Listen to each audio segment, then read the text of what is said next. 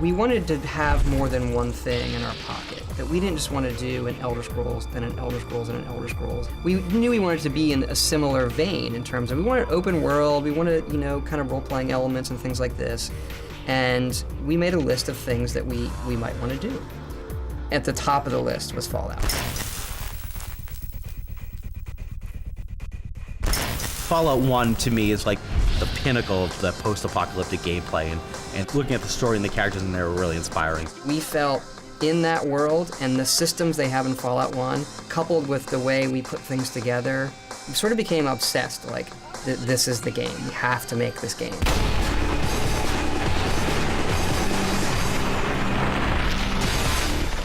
A bunch of the people who run the company knew the people at Interplay, and we pestered them, like, are you guys using Fallout? They weren't doing anything with it.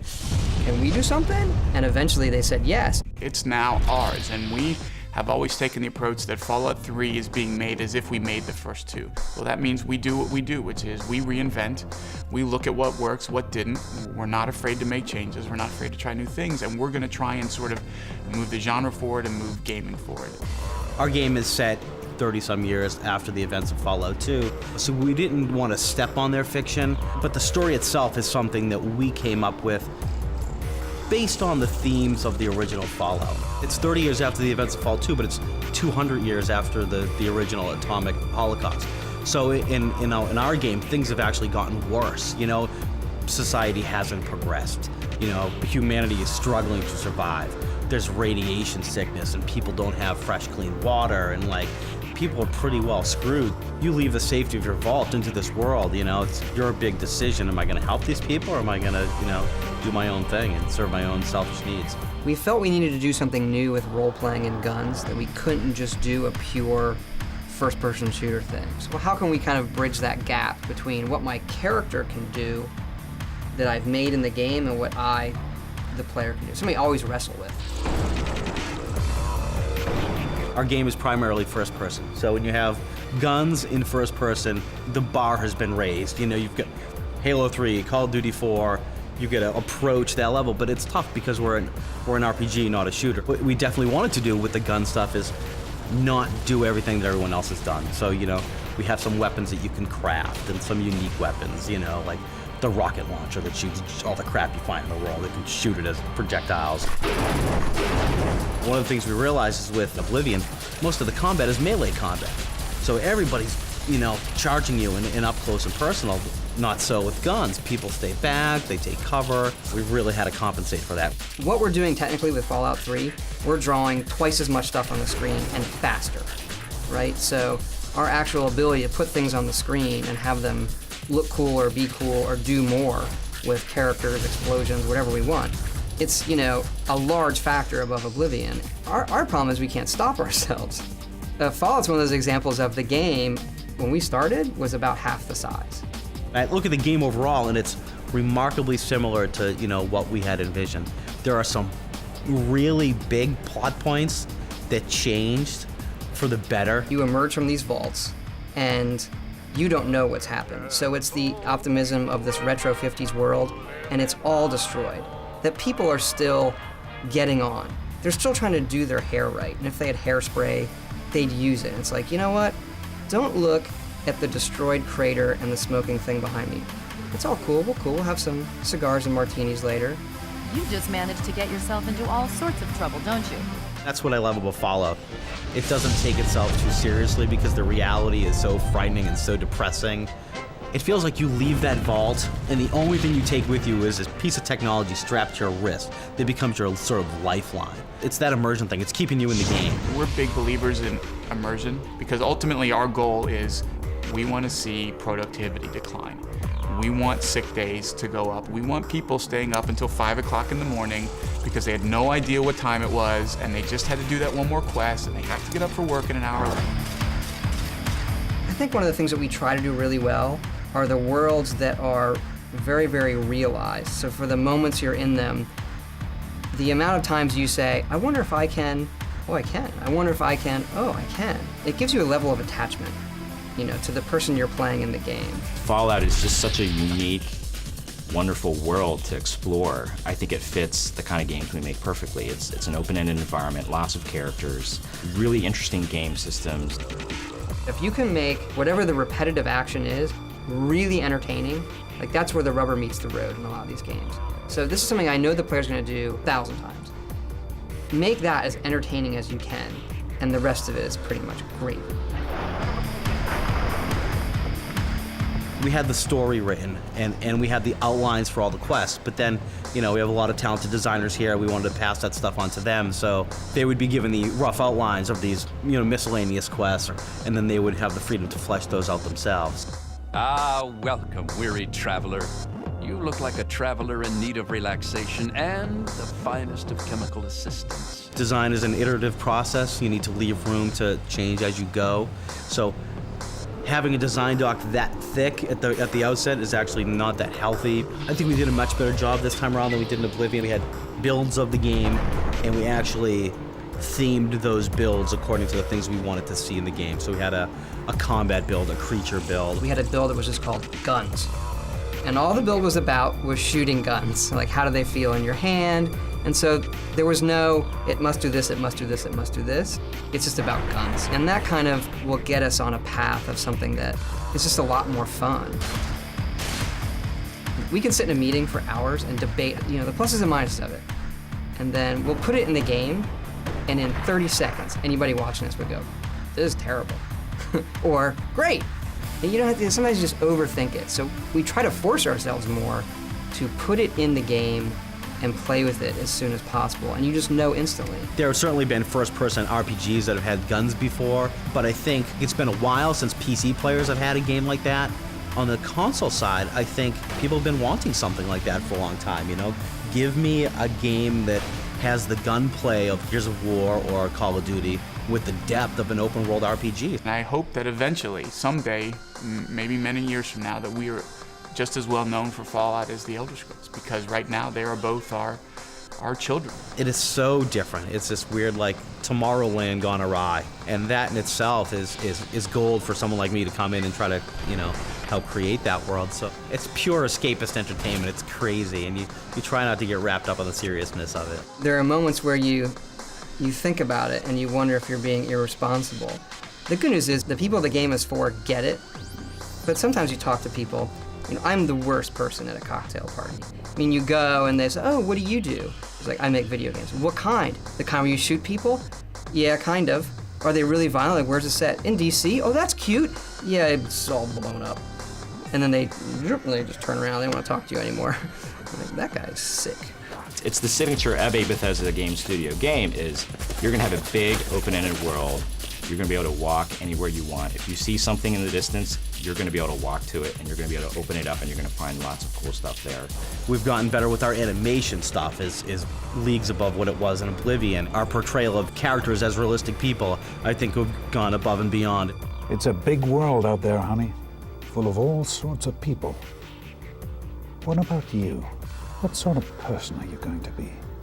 It's very, very interesting that there's a group of people who have hope for what's left of humanity. It's a very compelling story, and the young hero or heroine has to go through a series of tests, both ethical and moral as well as physical, and I think it's very, very good. Despite the destruction and despite how depressing some of the scenes may be, they're a pure charm, and some of those are violence done in ridiculous manner. And some of those are a line somebody says. Moriarty pisses in his still. Crazy bastard thinks it's hilarious. There are very few ideas that you can't put into a Fallout game. Something else that's more serious fantasy, you'd say, nah, wrong flavor. But here, you can have a robot that goes around asking for friends and cutting their heads off, or, anything you want to do. Being private and publishing our own stuff lets us take risks that a lot of people can't.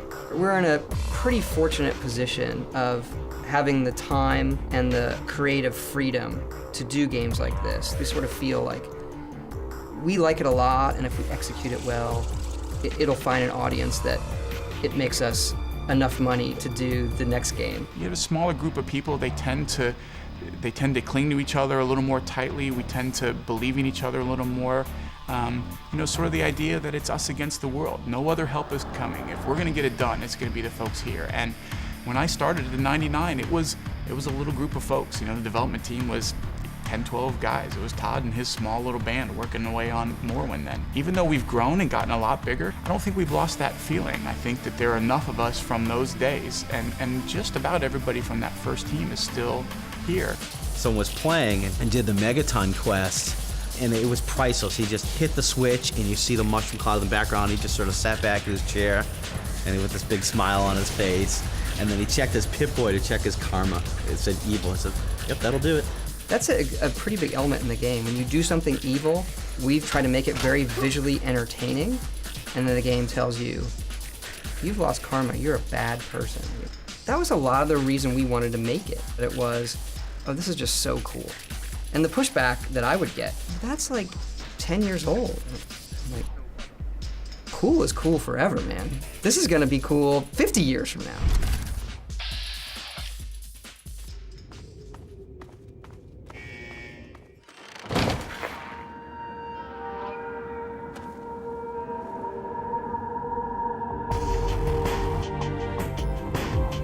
In terms of art design, Fallout 3, we had several goals. One of them was to be true to the original games and to sort of, look at those as inspiration, but at the same time updated to Blu-ray standards as far as the technology goes, and also just kind of inject a lot more realism and detail that you expect in a primarily first-person game. But as far as the aesthetics go, it definitely was a challenge in terms of creating a huge, destroyed, devastated world that was still pretty, fun to explore, and felt like the DC area. I try to draw what I see in my head, and the part that I see the clearest I tend to draw first. So I try to make things very story driven, and that'll help me when I'm really, really stumped. I'll say, all right, what do I see in my head? And all right, if we got Ward Cleaver and he's kind of scared, but he found some whiskey and a shotgun. All right, things start to coagulate, and I think a lot of times these characters and situations are really, for me, they're found. And I feel like I'm documenting something that I found, and if it's unclear, it's because, well, I haven't quite found it yet.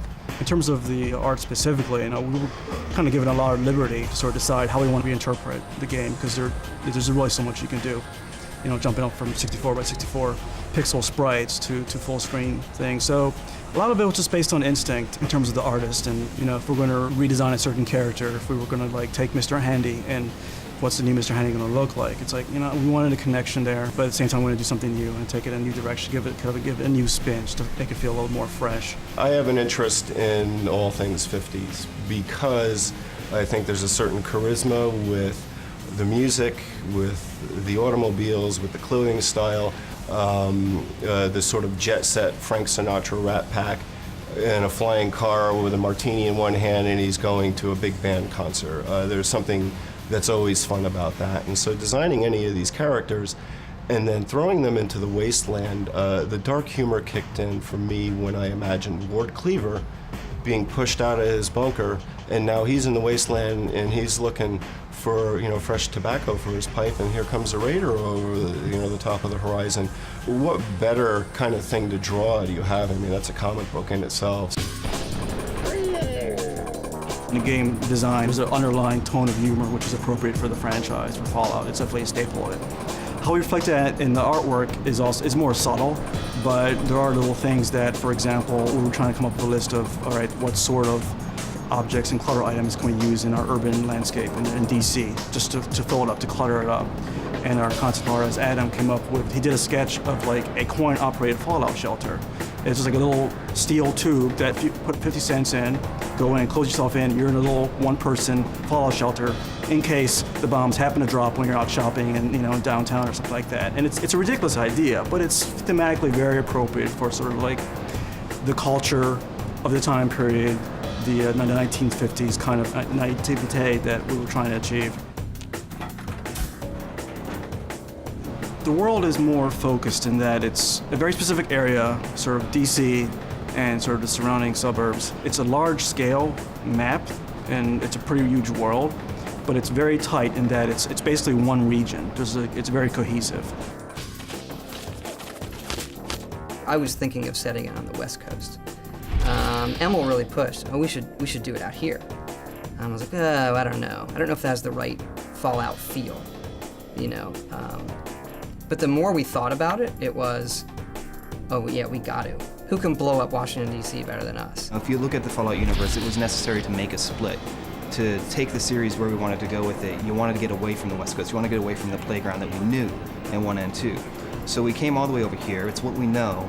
And then there's just a lot of great symbolism in having DC in a post-nuclear landscape. There's lots of great architecture that we all know and love from the area. So it was just a natural fit, I think. I spend a lot of my time on weekends going through DC with a digital camera. And when you're going around the White House taking pictures of manhole covers, people want to know why you're taking pictures of manhole covers around the White House. And I always thought to myself, well, my answer would be very simple. I'm just imagining what this would all look like if it was blown up. We spent a lot of time trying to figure out how the wasteland around here would actually look. And going and visiting buildings they had knocked down in DC.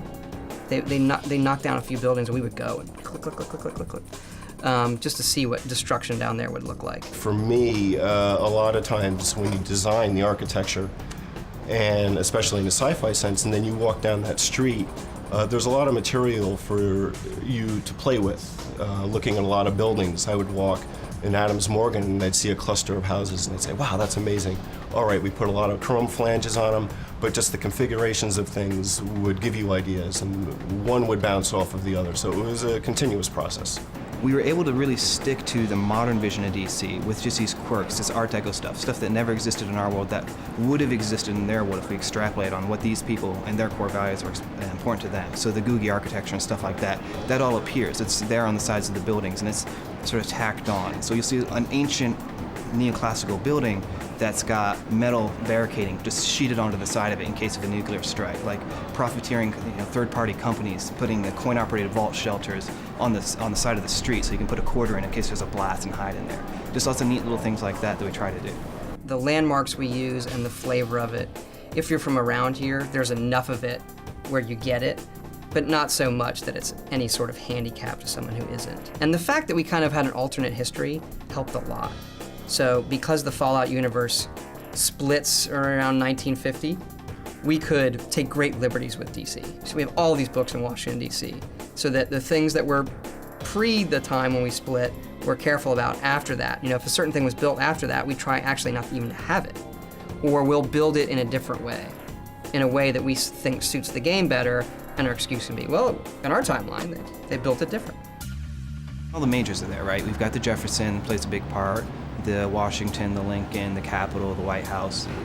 More contemporary stuff like the Air Force Memorial obviously wouldn't be there in their world. But we do try and capture inspirations of some things. We have so much fun doing this. It's almost a guilty pleasure for us. It really is the best job in the world. So it's like you feel kind of guilty in the game or like in the Capitol building fighting super mutants and body parts are blowing up. And it's just a big joke. You know what I mean? It's pure escapist entertainment. It's crazy, and you try not to get wrapped up on the seriousness of it. It's a massive world, and there's a lot of small elements that have to be individually created, which will all come together at some point to sort of finish off the spaces, all the cluttering, all the architecture, all the environments, the lighting, the effects. There are so many elements, and that, a lot of it is just kind of, guessing, okay, whoops. That was a big one. A major storm swept through the area. There were 4 separate reports of tornadoes across the region. Get back to that thing. You don't need computers. Draw it up. Where are you going? Know the triangles and frame rate. We had some electric storms pass through and basically down power lines, trees went down. It was pretty insane. We lost power for a good, I would say about 8 to 10 hours. It happened around 3 o'clock yesterday. It's a little weird because usually, when it rains around here, we do lose power for like a brief 2-3 minutes. So, it was kind of like business as usual, but then the power never came back. At this point, I don't see a lot of changes affecting data side. No one should be waiting on that. And if it's that important, we'll bring it over. We have a big milestone coming up next week. So that meeting actually was all about how do we get the game ready for this milestone? And, there are people who will stay here as late as they need to and to get stuff done. We've had stuff like this happen before. We've put builds on planes and flown people, to save time. It's amazing the things that you'll do to get things done. When the power went out the other day, a bunch of us went over to let's get out of here, the power's out. So we went over to the supermarket, and the power was out there. But they had enough emergency power to run the cash registers. So they're feel free, you can buy whatever you want, but all of the aisles are dark. So I start walking the aisles, and I do you have like the Starbucks bottle thing? I need some coffee. So we start wandering the aisles, it's all pitch black, and I'm using my iPhone as like a flashlight. And I said to one of the guys, like, this is how the world ends, man. This is cool. Like, we're in the game. Like, what else should we get? And one guy's like, antibiotics. Like, get antibiotics before food. And we're like working it out in the aisle at Safeway just the other day. So yeah, sometimes it creeps into your head.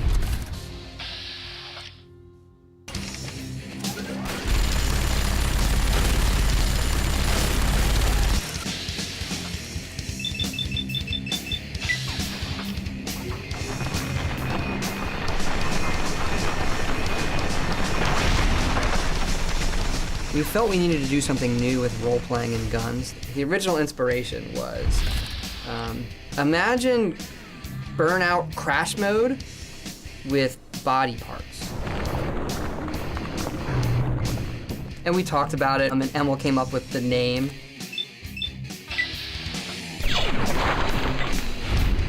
The acronym is sort of an homage to the FEV VATS in Fallout 1. It's, where the super mutants got created from. We were sort of looking for an homage, and that's just sort of fit the Vault-Tec assisted targeting system.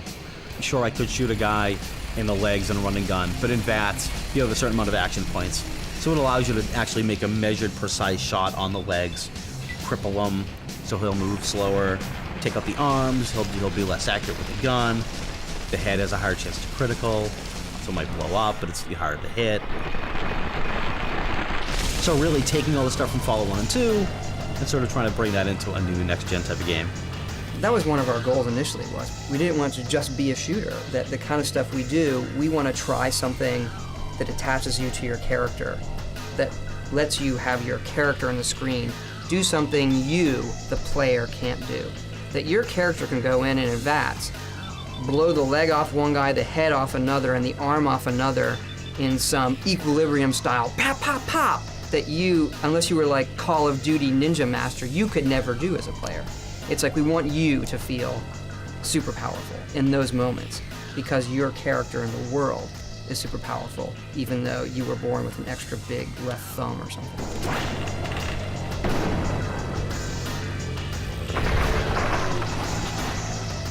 Todd's fond of saying that great games are played, not made, and that's certainly true because we knew what we wanted to do with it. We knew we wanted to have the ability to queue up shots at somebody on specific parts of their bodies and then play that back in a cinematic fashion.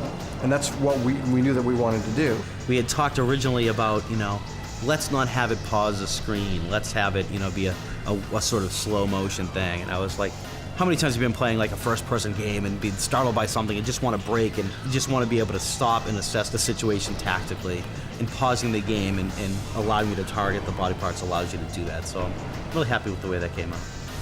We'll put something in with as many dials, tuning things as we can, and then we'd sit there and tune it week by week to, well, now it's more like this. And then people would say, well, how should I be using it? I don't know. Go use it and then tell us what you think. And the one thing everybody loved were the playbacks, when people died in fabulous ways or it showed your character doing something really cool. So we had to separate VATS really into two entities. One was the gameplay part of it, the numbers. What is my character doing when he shoots your arm? What are the numbers? How fast do I get him back? And then there was the playback, which all went to art in terms of being a cinematic joy buzzer. The thing that excites me most is the combat, the violence content especially. It is a fantastic amount of fun to get a shotgun and blow a mutant's head off in slow motion and watch the eyeballs go flying all over the screen. The mandate was to push it really far over the top. We didn't want it to be realistically disturbing. We wanted it to be cartoony. I've done a lot of it. I haven't done it all. Our previous character lead, thankfully, the person who actually scoured websites and found a lot of the photo reference that we wound up having to use. Awful stuff. Don't recommend it. And people were walking by and getting very, very, very, very sick and telling me that I should, put a warning up. And so I did, because I thought it was funny. I'm a big believer that if you can make, in a game like this where you're killing lots and lots of things, if you can make that repetitive action really entertaining, like that's where the rubber meets the road in a lot of these games. So this is something I know the player's gonna do 10,000 times. Make that as entertaining as you can, and the rest of it is pretty much great. So we spent a lot of time just on that moment. How does it sound? What is the physics like? What's the camera like? And then adding lots of cameras so it doesn't get repetitive. I think it really adds something that's really fun and entertaining to the game that we haven't really seen before. Our game is primarily first person. So when you have guns in first person, the bar has been raised, but it's tough because we're an RPG, not a shooter. So it's a mixture of, it's not just the player skill, it's your character skill too. The first thing we did was we took a bow and arrow from Oblivion and we made a bow and arrow gun that shot rapid fire arrows, and it didn't quite work right. So we had to build up that whole system from scratch. The hardest part has definitely been how you do gun combat within an RPG, how your stats affect your aim, affect your damage. We've been over that hundreds and hundreds of times, how much the guns spread, how much damage they do, and trying to make you feel like you're getting better as you get more powerful. It's not like Oblivion, you level up automatically because it's an experience point-based game, so that will happen organically as you play the game. You have different weapon skills too, so a small handgun is determined by the small gun skill.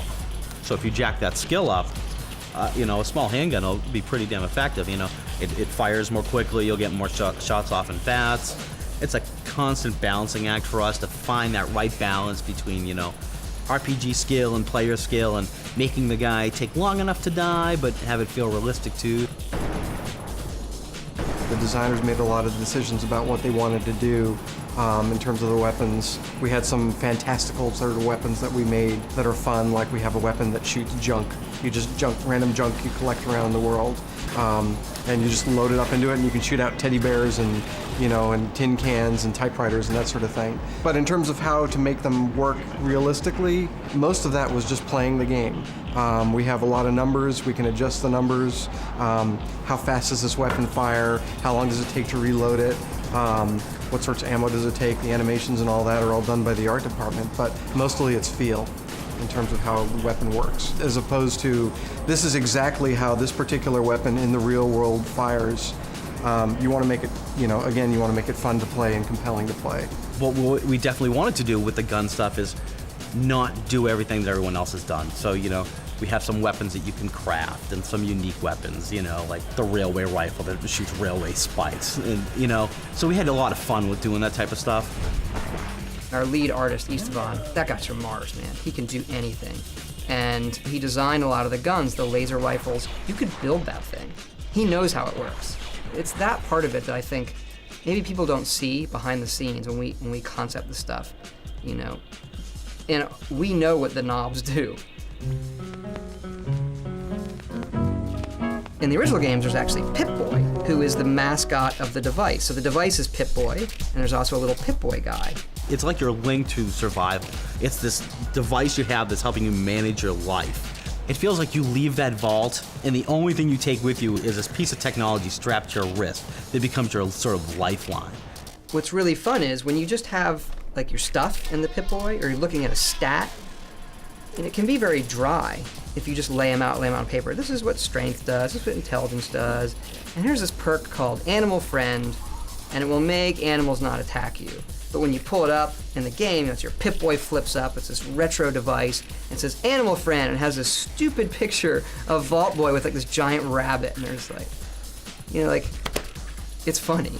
And so it makes the act of looking at your character's stats another thing the player does all the time. They kill things all the time, and they look at their stats all the time.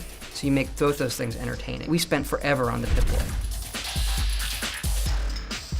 Compared to the previous projects that I've done here, which was the Elder Scrolls series, where everything is medieval fantasy and magic and swords and sorcery and things like that. Fallout 3, everything is rusty and metal and broken. So from a sound perspective, it's a lot more fun because there's a lot of Foley work that I can do that I couldn't do before, including machinery.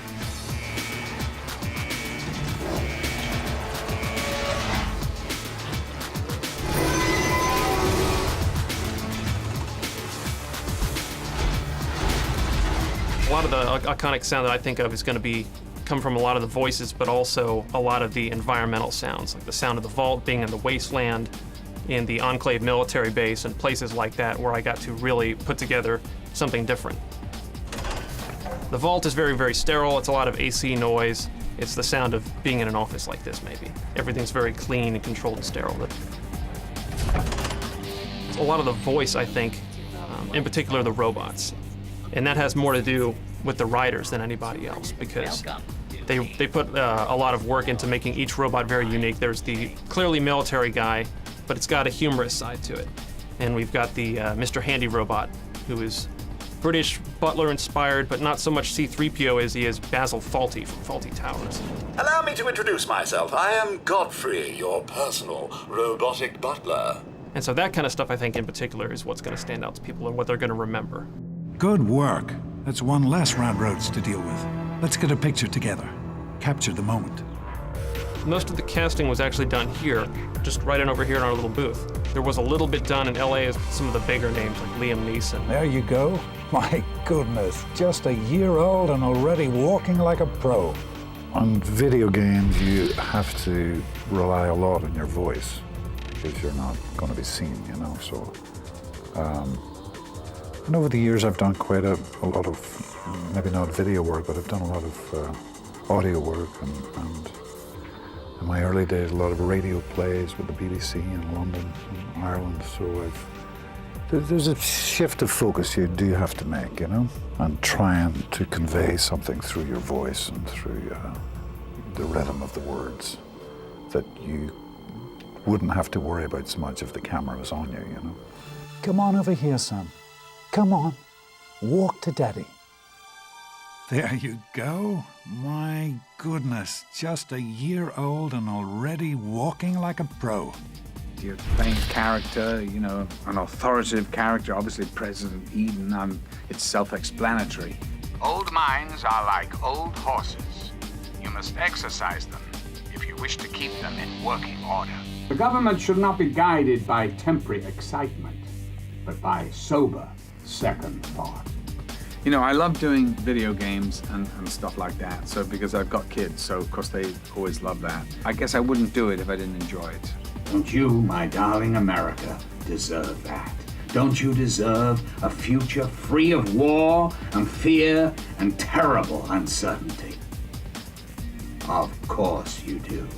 Malcolm McDowell in particular has done lots of VO work in video games before. He just kind of jumped in, we did a little bit of background on the character, and then he just started having fun with it. And it was great because it seemed like he was relaxed and having fun, and he knew if he wanted to ad-lib some stuff or go a little crazy with some of the lines. It's good that way because it almost seems to me that video game acting is kind of like makeup for a stage performance. You kind of have to exaggerate things a little bit. When they go a little bit more over the top sometimes, it seems like what you and I would consider normal in a film. And whereas when you hear it just by itself, you're like, man, I don't know, that's gonna stand out like a sore thumb. But in the context of the game, it's great. So I felt like that's what Malcolm McDowell brought to the project as well. You're simply existing, America. Postponing death for a day or two. Well, I'm gonna tell you, right here, right now, those days are at an end. The Enclave is back, America. We've brought clean water with us.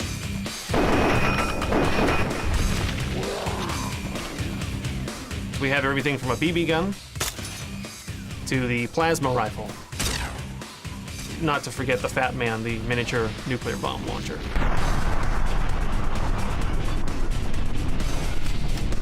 So when you fire it, it's this blast of pressurized air and rattly metal, and it's got a stupid dinner bell ring that I put on it when it's ready to fire the next round.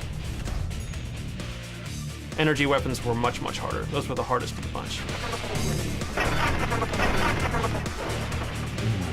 There's not a lot out there in terms of stock recordings to start from or any starting point. A lot of the stock recording stuff sounds really bad. It's easy to make something sound silly. It's really hard to make it sound like this is a really powerful weapon and I'm doing a lot of damage with it and not just have it be pew, pew, pew, you know, or something like that.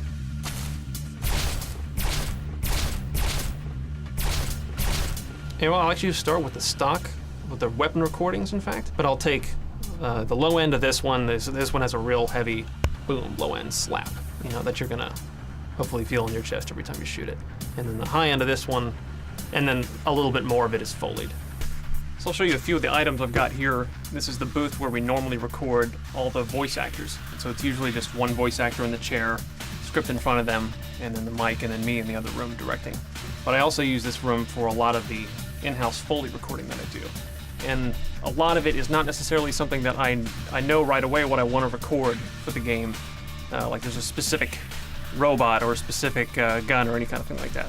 Usually it's something at the beginning of the project, and I'll come in, find a bunch of props, whatever I think I can find from construction sites around the office, stuff like that, things off the loading dock, and just record, making every little sound. I bang on things, I bend it, and file it all away in our sound effects library for later.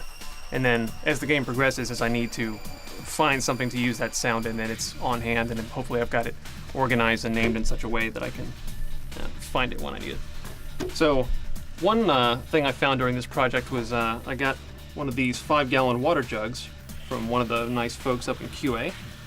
And I just found if I kind of inserted the neck of the bottle without hitting the microphone, and you get this massive, kind of real deep chest bass sound if you just tap it very, very lightly on the bottom.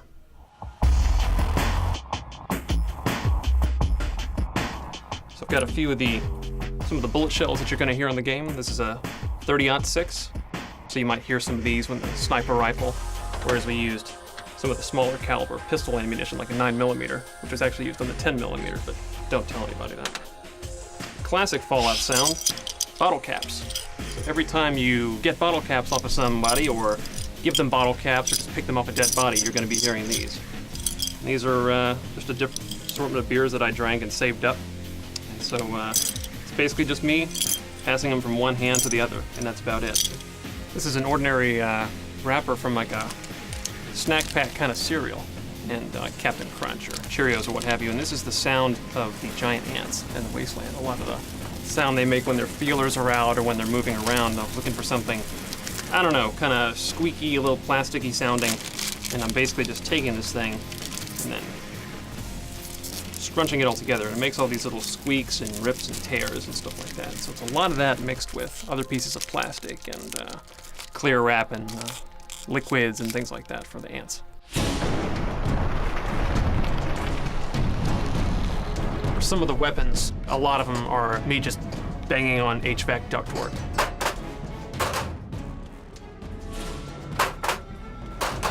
Anything where I can get a big metal ka-chunk, you know, when it fires. A little bit of that is in the double-barreled shotgun. You're listening to Enclave Radio. I'm John Henry Eden, president of the Enclave, president of America. That was something I had to figure out very early on, was the sound of anyone being broadcast over the radio. So sound-wise, there's that, because the rest of the sound, it takes place in the modern day of Fallout 3, which I can then go back to making it sound as post-apocalyptic and wrecked as I wanted to make it sound.